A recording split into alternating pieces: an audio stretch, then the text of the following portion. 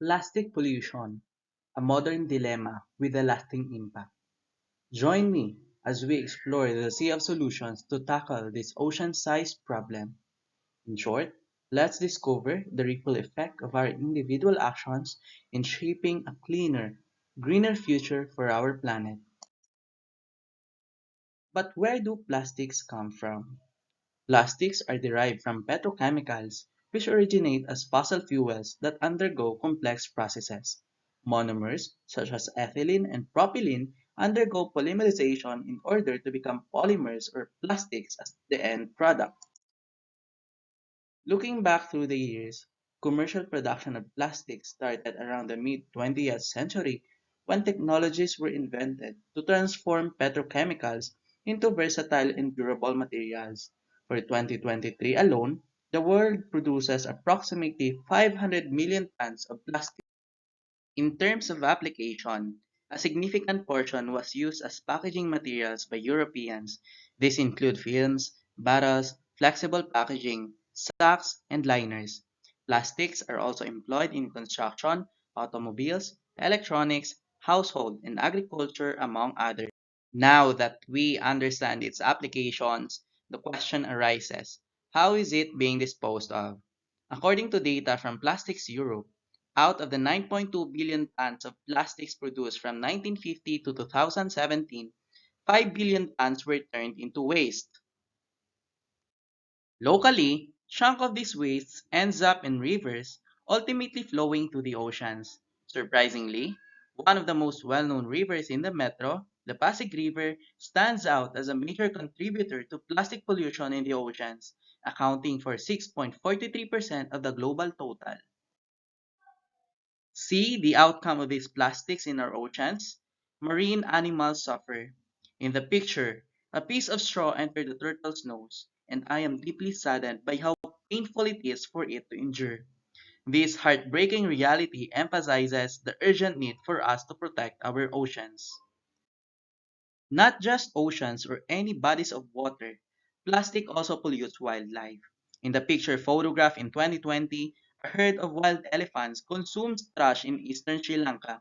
As migratory animals, their likelihood of encountering a polluted environment is high, pushing them toward extinction. Not only animals suffer, human beings are also prone to health issues when it comes to plastic pollution. Men, women, and children, when exposed daily to active substances found in plastics, may experience obesity, infertility, diabetes, cancer, among other health problems. But what really is the problem? From an engineering point of view, as Einstein said, a problem clearly defined is a problem half solved. Is it the plastics that serve many purposes, or is it how we dispose of them? Is it how they are being produced, or is it how we neglect their recyclability? From my perspective, plastic itself is not the problem. It is our attitude and ways. Plastics, when disposed of improperly by us, lead to this irreversible outcome. As seen in the previous slides, these straws and plastic bags would not be there if no one had thrown them elsewhere. Some would say, instead of plastic, let's use paper instead. But how about the carrying capacity and its footprint? Not to justify plastics, but in a 2014 study done for the Progressive Bag Alliance, it was found that plastic bags have a higher carrying capacity and a lower carbon footprint than paper bags. In terms of recyclability, plastics like polyethylene and polypropylene are good candidates. These plastics can either be processed as recyclates for reuse or remelted directly into new products. However, the challenge for this lies in our habits, particularly in segregation and collection. Since plastics is now everywhere, let's face the consequences and prepare to mitigate them along with addressing the source of the problem. Let's start with the government. The EPR law, which requires large enterprises to recover percentage of their plastic packaging waste every year.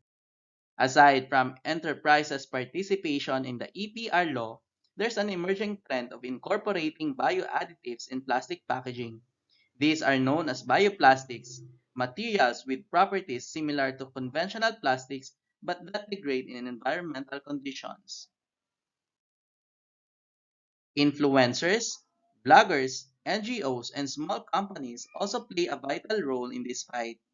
Mr. Beast, for example, a renowned influencer on social media, is raising $30 million to clean 30 million pounds of trash out of the ocean. Quoting what he said, let's show the world that we want a clean ocean. Now, the question is, what have you done?